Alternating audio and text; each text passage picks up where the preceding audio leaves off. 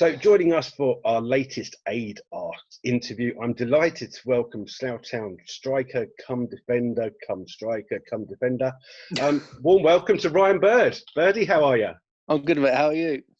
I'm fine. How have you been during the COVID thing? You've been working. We had a little chat earlier. You said you've been working. Has just been like normal for you?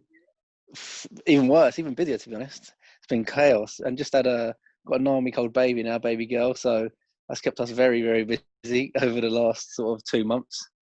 So yeah, just adjusting to fatherhood, to be honest. And working. Congratulations, sir. Well done. Thank you.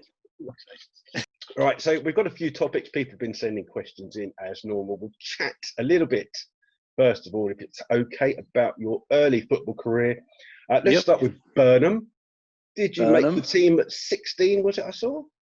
16, I think it was. 16 in a reserve team and straight into the first team after that. Wow, that was some game, wasn't it? Yeah. I think I played 3 or 4 games in reserves and sort of straight to the first team, pushed up with the big boys, and bit of a jump going from obviously younger lads football, and obviously I was quite big for my age, so physically I was all right, but like I didn't really know how to play with like sort of men's football sort of thing, getting smashed every week, kicked, and I think it sort of toughens you up, doesn't it, to be honest, coming from the non-league scene. So yeah, I enjoyed it, to be honest. Good times at Burnham though. Yeah, good times. Yeah, good times. I was there for a while actually. Obviously, the last season we had a great time. We won the league, and we were all like just mates sort of thing. That's why we done so well. We weren't the best team in the league, but we were all mates, all looked after each other, all went out every Saturday night on the beers together, and sort of that team spirit just got us through, and we ended up winning the league. So that was a good time. How long did it take you then at Burnham to move from commanding centre back to goal scoring centre forward? I sort of kept like begging the managers to put me up front because I think I was just getting a bit bored in defence, and it was, I don't know, I just thought of maybe I'd try a little change or whatever, and ended up going up front one season, and we didn't do well. We done all right. I think we just missed out on playoffs, but I still scored about 23, 24 that season, and but I still played centre back probably about 10 games, and then just went back up front and played like most of the season up front. Got, I think about 23, 24 that was, and then the season after just was mental. We were flying, winning near enough every game, and I ended up scoring 40. I think it's 46 in 46, which is mental if you think about it. And I also got suspended for 3 games, so I missed 3 games. So I could have maybe got to 50 if it had gone well and made a bad tackle. But I think I still played centre back 1 or 2 games that year, the year if someone got injured or whatever. But we were just flying, like we were just scoring every week. I scored 3 hat-tricks in 3 games, one in 3 weeks, which is mental. But yeah, like I said, we're just all mates, just all play for each other. We're all like going out on a Saturday night or going having beers after training. It's just that team spirit, and we were just like I said, on a roll, winning every single game. Then I think we won something ridiculous, like 15 in a row or something, and we were just flying. You had a very good team back in those days as well. I know you said you just mates, but that was a good side you had there. Oh yeah, we had a great side. Yeah, Will Hendry centre midfield. He was like, I always talk to people about Will. Do you know Will Hendry? He used to play for Maidenhead. Yeah, unbelievable player. I saw him out before lockdown, to be honest, and at Christmas time having a few drinks, and I was like, I always say to him every time I see him, you could have been playing in the Championship easy if you wanted to, but he just like, nah, he wasn't bothered. But we had players like him. We had obviously got both the Wilmots, Stan and Tom Wilmot. We had Lewis Driver. We had quite a few decent players. Obviously, Togs played for us as well. Then he was one of our best players. But I think Togs played right back then for Burnham rather than centre midfield. Played for centre midfield a few times, but mostly he was a right back. Yeah, we had did a good you have team. Michael Watkins? Yeah, Watto in goal. Yeah, with Dobbo left wing as well. Dobbo was with us. Yeah, we had a very good team. Like I said, it just clicked, and we just went out there and won near enough every single game. So it was quality. So yeah, that 46 in 46 got you a move to Portsmouth. And how difficult was it for you then? If you're playing with your mates, you're having the laugh, enjoying it. Then you become a professional footballer, and then I guess there's a lot of adjustments on the pitch, but off the pitch as well. Yeah, exactly. Well, I went on trial at I had a chance to go on trial at Portsmouth and Wickham as well. So I went on trial at Portsmouth for the first week, and I think adrenaline just got me through the training sessions. To be honest, I didn't even feel tired. My legs weren't tired or nothing like that at all. And I thought, this isn't as hard as I thought it would be. And then we end up playing a friendly against Havant, and the assistant manager said to me, "If you do well, we'll sign you."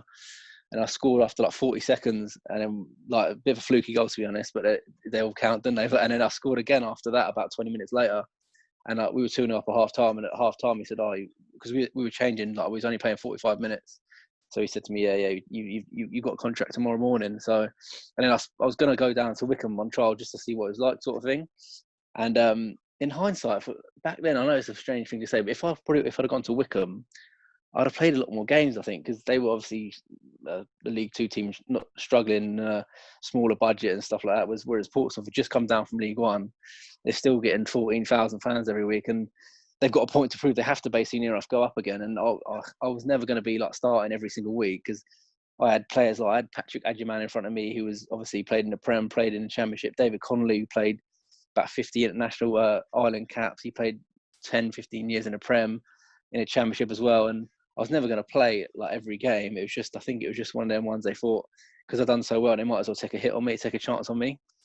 But yeah, it was hard adjusting. Like I said, the first week I just got through it, and then after that, when we went from pre-season, like the first week, I remember just getting home from training, just falling asleep all the time, falling asleep in a hotel, falling asleep after training because my legs are so bad, and it was hard adjusting. But like you say, it's you just get used to it. You enjoyed your spell down at Portsmouth then? I know the fans are quite, like you say, you're getting loads of fans down at Portsmouth. Must have been quite good having, all those people there each week after coming, not being rude, but coming from Burnham when you're playing a couple of 100 to 14,000. That's got to be something. Yeah, it's mental. It was amazing. The fans, honestly, some games it felt like a Premier League game. Honestly, the fans were so loud. It's kind of, even away games, our home fans were louder than any other home team crowd, even if they had like 4,000 or 5,000, and we had like 500-600. It was always louder, and it was the constant chants and stuff they get going is crazy. But to be honest, I went through 3 managers when I was there, and it was a bad time. We weren't doing great, and when there's 14,000 fans and you're not paying well, they're not always, encouraging you, to be honest. They were like, sometimes, which rightly so, it's a massive club, we should be winning games, and they weren't happy sometimes. And I just think going out there sometimes you think this is going to be daunting, man, because you're playing against someone top of the league and we're like 18th or something. We're going to probably lose in front of 14,000. They're going to be on your case. So it was a bit of a hard time, to be honest. Was it hard also the expectation? Because like I say, it's a fairly big club. Yeah, massive. In most leagues get promoted, I expect they still are expected to be promoted each year, and it's not happening. It's a bit of a weight on the players' shoulders. Yeah, massively, definitely. You got to be tough to play there and not let the crowd get on top of you. I mean, most like teams go there, you think you'd think they'd be panicked because they'd have 14,000 fans screaming at them, but we just weren't a great team. And I think it's hard, like when you're in League Two and you're trying to get straight back up. I don't know. We had like I said, we went through 3 managers and none of them really got it right, to be honest. And we almost ended up getting relegated to the conference, and that would have been so bad for Portsmouth. I think they would have gone bust if that would have happened. But yeah, the expectations were so high every single week. Like, you literally expected to win. You expected to win the league, but we was nowhere near it, to be honest. Right. So after Portsmouth, you had a spell at Cambridge United, which seemed to be quite good. Yeah, well, I went on towards the end of the season after the second manager got sacked. I had a chance to go on loan to Cambridge, who were in conference and doing really well. I think they were second. And I went on towards the end of my first season at Portsmouth. I wasn't really playing. I was coming on for like 10, 15 minutes every game. And then, like I said, a new manager come in and wanted to sort of change up, and he sent like 5, 6 of us on loan and got rid of a couple more. Ended up going to Cambridge and doing really, really well. Like, that's when I ended up winning the FA Trophy. They got promoted that season. But unfortunately, I had like a month left on my loan, and I got injured. I had a bit of a tweak in my groin, and the managers called me back to Portsmouth to get me fit again, which was annoying. So I'd rather have stayed at Cambridge. I loved it at Cambridge that season, that 3 months loan, and they ended up winning at Wembley in the playoffs as well. So they went to Wembley twice that year and won both times. You scored the goal in the FA Trophy, the first of 4. I scored the first one, yeah. Yeah, I scored the first one, yeah. We won 4-0, yeah. We had a really tough run-in, to be honest. We had, in the quarterfinal, we had Eastleigh. That was my first game. I remember the pitch was horrific. It was like quicksand everywhere. And I was sort of 1-on-1 with the keeper. It was 0-0, but towards the end, I was 1-on-1 with the keeper. Took it around the keeper. He's brought me down, got a penalty, and I was thinking about, do I grab the ball and take the penalty? But I was thinking, it's my first game. I can't do that. And then we ended up winning 1-0. Then we ended up playing Luton in the semi-final. No, not Luton. Grimsby in the semi-final, legs, home leg and away leg. And I scored, but we beat them 2-1 in the first leg. I scored both, and we drew 1-0 at their place, and I scored the first goal as well there. So I had quite a good run in the FA Cup for goals. And then obviously, like you say, I scored the first goal at the FA Trophy at Wembley, and it was mental because all my mates had come and watched. Like loads of my family and my friends came, and I was they all put bets on me to score first goal, and I was 1-on-1 with the keeper after about 5-10 minutes, and I missed. And they told me after that they were fuming because they could see the money coming. And when I was 1-on-1 with the keeper, and he saved it. But luckily, I scored after that, and they got their money. To be fair. So you're quite lucky to have played at Wembley then. How difficult do you think it would be for, I know Portsmouth lost in the playoff semi-final the other day, but Oxford United are going to play Wickham at Wembley with no fans. That's going to have a big stadium like that. How difficult do you think that's going to be for them? That's be ridiculous. I couldn't imagine it empty. Like you walk out when there's no one there and it's empty and it's huge, it's massive. Yeah, the changing rooms are like they're on another level. There's like a 5-a-side pitch next to the changing room, like an indoor thing to warm up for. There's a whole physio room, whole manager's room, whole coach's room. It's crazy, and it's going to be tough with no atmosphere. I don't know if they play any do they play any of the sound effects in the League Two ones? I don't think they do they? I doubt if they'll do it at Wembley because I guess you can't choose the sound effects for each team. I don't know. Each team, yeah. Well, they need to do something like that because it'll be carnage, wouldn't it? It'll be so weird. It'll be like it's almost if it's like a big game. Just dropped you. If it's like a big game. If the fans are getting you going, and it's a little boost and a little push, and it's going to be none of that. So it's going to be a bit weird actually. Yeah, I mean, we spoke. You haven't watched many of the Premier League games that are going on at the moment, but there seems to be a lot of away teams winning. Yeah. The home teams just don't seem to have that extra boost, does it? Exactly. As a player, do you get that from the crowd? Oh yeah, definitely. Yeah, 100%. Yeah, if they're getting behind you, it's like you get a corner and all the fans are screaming. You think, yeah, we're going to score it. It's definitely part of it. 100%. Right, let's go back to Cambridge then. So your loan ended. Was there not the chance to go back to Cambridge for the season after they weren't interested in signing you? Yeah, no, I did sign for them that season after. But basically what happened was I had 2 years on my contract at Portsmouth. So we had a new manager that came in that season. I said to him, look, I want to leave, I want to go to Cambridge, just rip my contract up sort of thing. And he said, no, we're going to try and keep you, sort of try and do well, try and get in the squad, blah, blah, blah. So I was like, fine, I'll try. Let's crack on there. And that ended up happening, and the same sort of thing. I wasn't really playing, and we weren't doing well again. Like first couple of games of the season, I think we lost all three, or lost 2 and drew 1, and wasn't really playing. Coming on for 10 minutes here, 15 minutes there, and then it got to like deadline day, and I was just like, I was all for the week before deadline day, I was trying to leave, and he was just saying, no, you can't go. So I ended up having to get the captain at the time, Ben Chorley. I had to end up getting him because I lived with him. There's 4 of us in the house. So I said, look, please speak to the manager, man. I just want to leave us because if I can't leave in a week, I'm going to be here until January. So we end up having a word with him for me, luckily, and said, like, look, you can leave if you want. So luckily on deadline day, the last day of the transfer deadline day, I signed for Cambridge. But to be honest, I was so desperate. I could have gone other places, but I was so desperate to go back there. I really enjoyed it there so much that I wanted to go back there. And they already had 4 strikers as well. And I knew that. And stupidly, I just thought, I'll get in because I done well last year. But they had 4 strikers who were like decent strikers as well. Like most of them are playing in the Championship now. There's Jaden Stockley, who was there, who's at Preston. Tom Elliott, who's at Millwall. Kwesi Appiah, who was at Crystal Palace. So there's like 3-4 like decent strikers in front of me, and I just thought I wanted to go there because I liked it so much. All the lads were quality as well. I really liked the manager, really liked the coach. Not too far from home.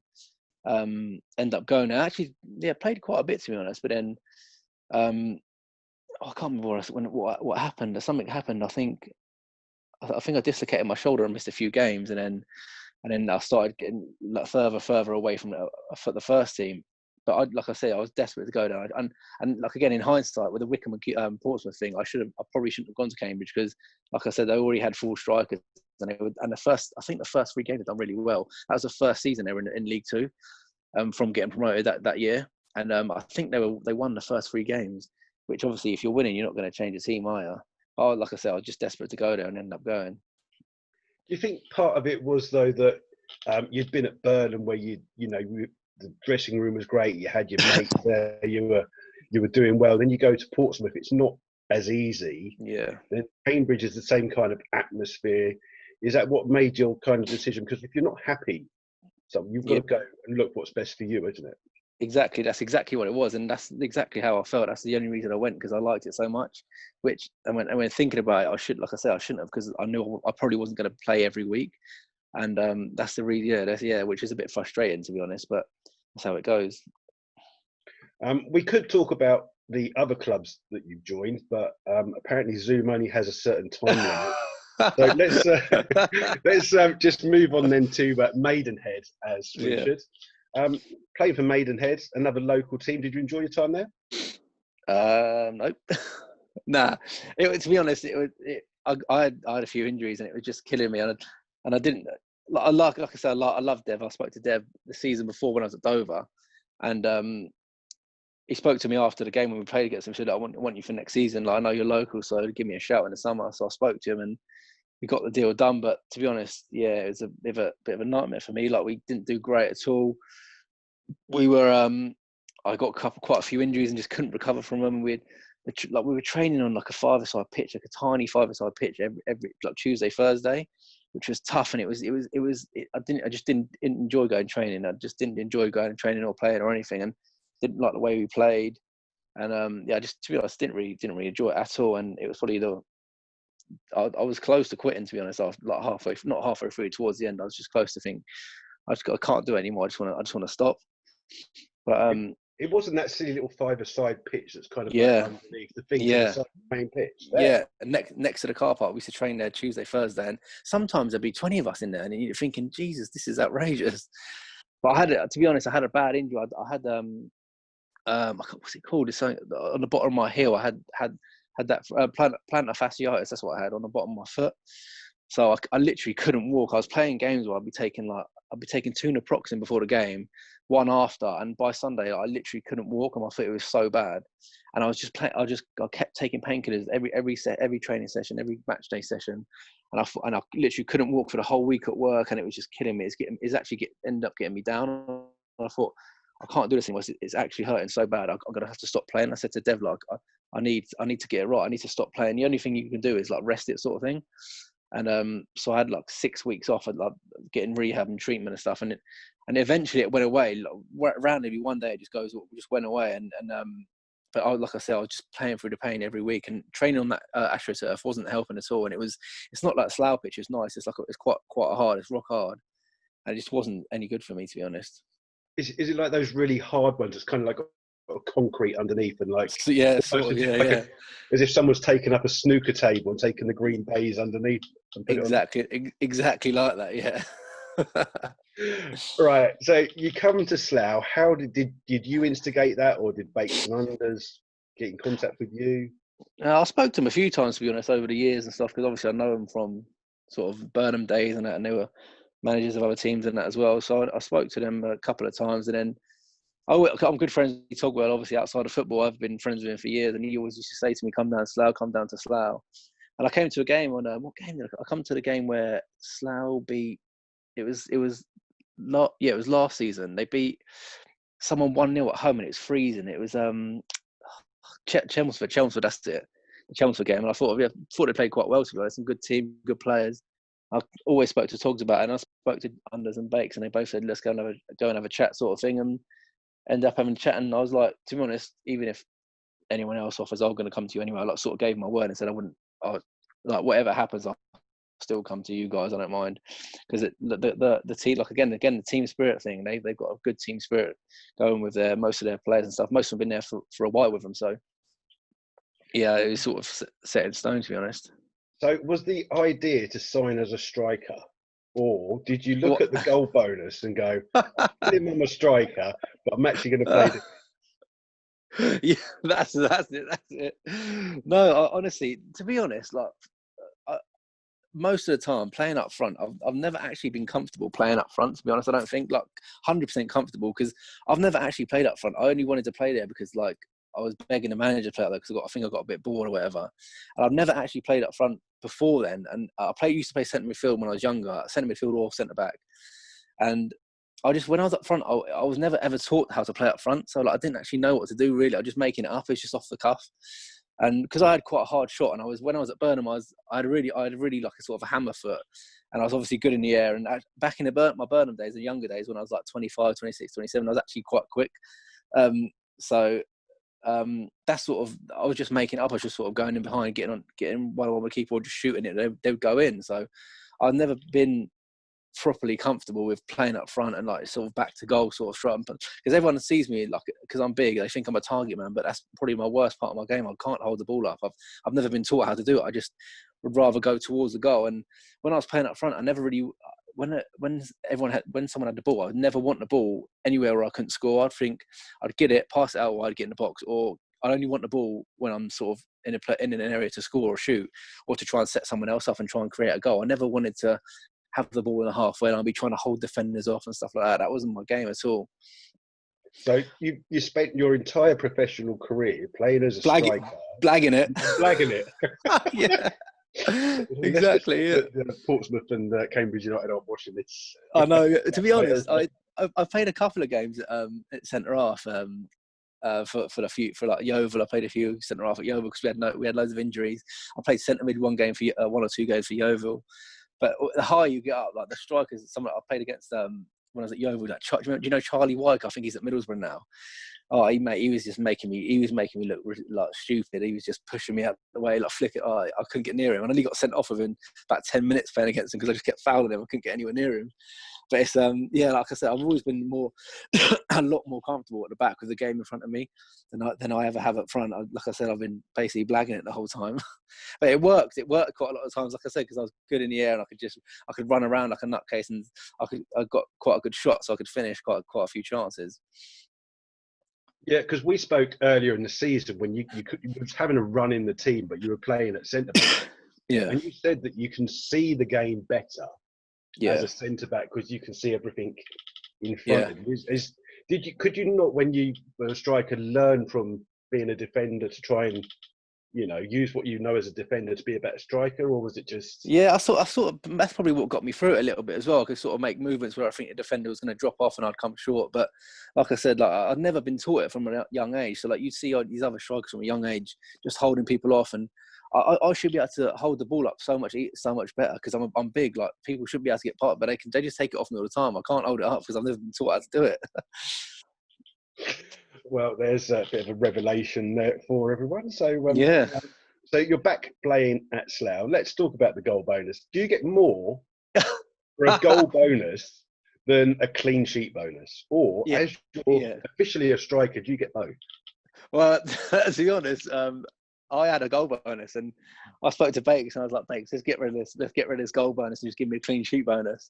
And then the week after, I scored against Wildenstone, so I was fuming. I scored, and but to be fair, now I did have a goal bonus, but I saved some money there, so I didn't want to take all their money. That's why I didn't score any goals. So I just thought I'd go for a clean sheet bonus instead. You're so generous. You saved loads of money. Everyone will be so thankful. There'll be people on the forum now, instead of slagging you off for missing goals, they'll be saying, that Ryan Bird has saved us so much money. What a nice guy. Yeah, exactly. So let's talk about goals. You've obviously scored some important goals for Burnham, for Portsmouth. What you scored on your debut, was it for Portsmouth? My first year league. I scored on my debut. I scored on my debut at Fratton Park as well, the home debut. That's what I scored 2, and that was probably one of the best goals. Like, not best goals I've ever scored, but the best feeling. Like I scored in front of the Fratton end when it was like, and we won 3-2 as well. So I scored the first 2, and it was the noise was like insane, mate. It was just like I said, it was like a Premier League game, and I scored right in front of them, and it was just milking it up. I just loved every minute of it. It was amazing. You got that goal at Wembley as well. But you celebrated the goal against Chippenham, your first goal for Slough. 93rd minute equaliser, cracking goal. Yeah. Great celebration though, but there was an added meaning to the celebration. Yeah. So I think it's sort of well documented throughout sort of like the Slough boys, and that all know that me and my wife went through an extremely tough time in sort of the pre-season sort of time. She was pregnant at the time, I think 23, 24 weeks. We ended up in Oxford hospital because she was dilated too early. So long story short, we ended up having a terrible time. We ended up losing a baby. She had a stillbirth.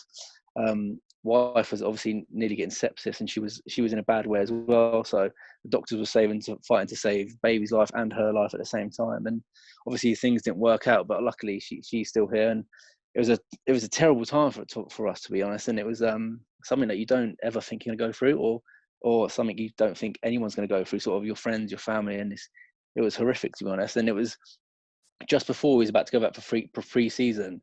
And obviously I spoke to Bakes and Unders, and they were like, listen, do whatever you want, like we're supporting you fully, blah blah blah. And it was just like a time where I thought, as I started the season, I was just like, I didn't really want to play football. I didn't really want to do anything. I just thought, this is just, when you go through a time of sort of moping around, and I was like, we don't deserve this, we nothing like, why did it happen, sort of thing. But it was just like, if I was with where I was last season at Maiden, I think I would have quit. And I was so close to quitting, but because the lads are so nice at Slough, all the boys are quality. The managers at Bakes and Unders are probably the two best managers I've probably played for in terms of managers over the years, sort of thing. And they just made me think like it's part of something special. Do you know what I mean? Slough's part of like a big group of lads, and they're all friends. They all look after each other. And like I said, I was so close to quitting. Before that, a couple of weeks before that game, probably I was just thinking, I said to Bakes and Unders, like, I don't know if I want to play anymore. Like, I just need maybe a couple of weeks off or whatever, or maybe the whole season off and just completely quit. But then as soon as that goal went in, and you see all the lads, like, they're all celebrating with you, you think this is part of a massive sort of thing. And that sort of got me through it. And like I said, the lads are a massive part of it. So yeah, that was the occasion. It was that weekend was the goal was sort of around a few days where our baby was due to be born as well. So that was a sort of a special moment. So it was almost as if it was an angel in the sky looking down on us that day. You've got quite a few friends in the squad. Did that mainly help? Because you obviously know the Togwells quite well. You played with Max at Maidenhead. You're good friends with Ben Harris as well. Was that what it was? The fact that you had people here on the pitch and off the pitch that could help as well as your family. Yeah, 100%. Yeah, definitely. That's definitely part of it. And like they just help you through. Like, you just think they want me to do well as well. They want me to help them out, or they help us out, sort of thing. With all the teams, or everyone helping each other out. And I just thought, like I said, if I was somewhere else last season, if this was where I was last season, I would definitely would have quit. I know 100% I would have quit. But because I've got friends there anyway, they were sort of like backing me up, sort of thing, saying, listen, checking up on me, sort of thing, making sure I was all right. And that's exactly why I got through it. That's exactly why I stayed and carried on playing, to be honest. Does it affect you sometimes? Because at that start of the season, like you say, this is on your mind. Yeah. You couldn't get in the team because the team, started badly. But when you got in, you were playing up front, which wasn't your best position. Did you get annoyed with the fact that fans were on the forum and social media kind of saying, oh, Ryan Bird's a waste of money, can't do this, when you know full well that there's a reason behind it? Did you kind of think, people need to just take a step back and just... Yeah, I don't, to be honest, I don't read any of that stuff anyway, because I just don't read it. I can't be bothered. I ain't got enough time. But yeah, exactly that. Like, and to be honest, they probably, if they did know what was going on, they probably wouldn't have said that, or they probably wouldn't have done that or written or thought it, sort of thing. But I didn't want to sort of like put it out there for everyone to hear and stuff. I just wanted it to try and keep it as close as possible within the family and the community. But like you say, yeah, people were quite quick to judge, aren't they, to be honest? And if they knew what I was going through pre-season, and they knew that I wanted to quit, I knew I didn't want to play, they probably wouldn't have said anything. But yeah, I was like I said, I just didn't want to be there. I couldn't get myself motivated. I couldn't get myself going, and I thought I just didn't want to play. And then also as well, coming from the season before, I just didn't feel sharp at all, because I didn't play really. I was injured quite a lot, and I didn't feel sharp at all. And when you're a striker, you have to be sharp. You have to be able to react to that little rebound that comes out to you, or to have a quick touch and have a shot, get a sharp shot. And I thought, after a couple of games, I remember saying to Bakes in a warm up before a game, I was like, I don't want to play up front anymore. I'm not sharp enough. I'm not as sharp as I used to, but I'm not quick enough. I don't react fast enough. I want to play at the back. And he was just like laughed, said, don't be silly. I was like, no, I'm serious. I don't think I can play up front anymore. And but like I didn't do pre-season properly. I was still sort of like in that stage where I was like moping about a little bit, and I like it because all men like myself, I keep everything hidden. Like, we don't show our emotions. I never showed any emotions really, to be honest. When it happened, I tried not to cry, just because everyone else was emotional around me. I thought I've got to stay strong for everyone else, so I just kept it tucked away. And to be honest, that's how I deal with things. Sometimes I keep things tucked away and I won't show emotions, but that certainly sort of maybe I needed to explode, and I think that the chipping and goal just made me like released quite a lot of emotion, which is because I saw how all the fans reacted. I saw how all the players and fans reacted, and we had a night out after that as well that was planned, and I wasn't going to go because it was because that was obviously the weekend our daughter was meant to be born, and I got home and my wife was just like, you need to go out because it's a good day for everyone, go out and have a few beers with the lads. And we did. It was a good night, and that sort of like made me realise like I need to carry on playing. I need to just carry on cracking on with the lads. And of course, the good news is you do have a baby now. So yes, yeah, exactly. Yeah, well, enjoying being a father. Yeah, it's tiring. It's tiring, but yeah, I'm in the spare room now at the moment because we just put her down in a bed in our bedroom. So this is my hit every couple of nights of the week, so I can get some sleep to go to work. But yeah, it's good. It's good. It's hard work, but it's worth it. Excellent. So talk about the goals then. Which is the best goal that you've scored personally in your eyes? It's probably the best goal, as in best feeling or best actual goal. Up to you. The best feeling one. The best feeling one is the Fratton Park one, definitely in front of them fans. I know obviously the Wembley one is up there as well because everyone wants to score at Wembley, and it was a great finish, the Wembley one, to be honest. But the Fratton Park, the first one when they scored and the fans were going mental, it was a bit of a lucky header, to be fair. I headed it and it bounced, it looped over the keeper in the far corner. But the fans, honestly, the noise and stuff when it went in, it was insane. So I'd probably say that one. Had you always dreamed of being a professional footballer? Definitely, yeah. Everyone sort of said, yeah, I'd be a professional footballer, but then when you get older, I don't think I went professional till I was 24.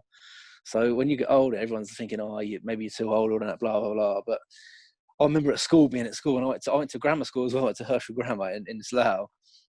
And I remember my head teacher saying to me, "You need to do some work." And I used to mess about at school quite a lot, just to be a class clown. And she was like, "You need to work." And I'm like, "No, because I don't need to work. I'm going to be a footballer. I don't need to." She's like, "No, you're not. No, you're not." But I always wanted to go down and see her after and say, "Look, I did make it finally."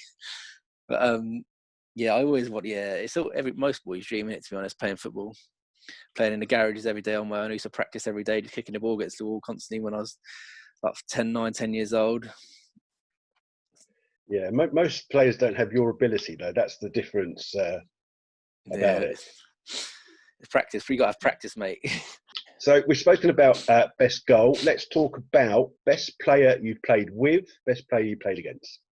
Best player I played with is probably, I always said it's probably Nicky Shorey. Remember Nicky Shorey, left back? It was Reading, West Brom. Yeah, he was unbelievable. He came to Portsmouth, and to be fair, he's like 34, 35. But honestly, you give him a ball anyway, would never give it away, man. Like in the circle, we do circle keep ball and stuff. Give him the ball with 3 players around it, he still wouldn't give it away. And he had an unbelievable left foot. Probably lost his legs a bit, to be honest, when he was 34, 35. But unbelievable left foot, great player. And a really, really nice bloke as well, actually. Okay, best player you played against. I always remember we were playing against. I can't really, because at Cambridge we played Man United in the FA Cup, but I was on the bench and didn't come on, so I can't really count it. But to be honest, they were. That was the game we drew 0-0 with them at Cambridge Ground, and then took them to a replay. But that game, to be honest, they had like Van Persie playing, Falcao, all them Fellaini and they were terrible. They were so bad. They were kicking it off the pitch. It was like, because it was a freezing cold Friday night. They just didn't want to be there. You could tell. But so I can't pick any of them because I didn't obviously play on the pitch. But the one I remember is we used to play Bournemouth every year in a friendly for Portsmouth, and Harry Arter, man, he was unbelievable. Never ever gave the ball away. He was ridiculous. So I have to say probably Harry Arter.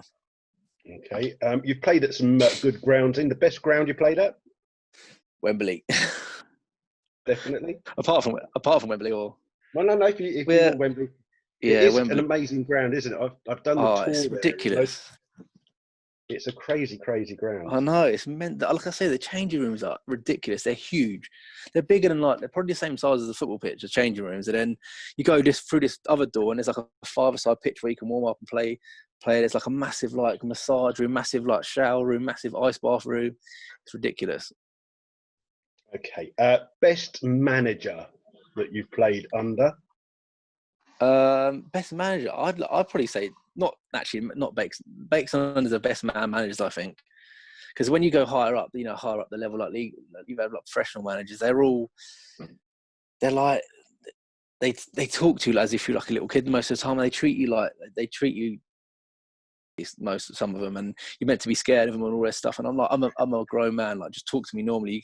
Like, some of the way they treat people, I've seen them treat people and treat players. You in any other job, you would never ever be able to do that. And I've seen players just like made to be trained with kids, made to go to the gym on their own, like 7 days a week, and just to try and get them out of the club. And it's carnage. And you think like these managers were players once, and they know how like they should be treated as players. But they just, as soon as they turn into a manager, they just completely turn. But I'd like to say, honestly, managers probably Bakes and unders, to be honest.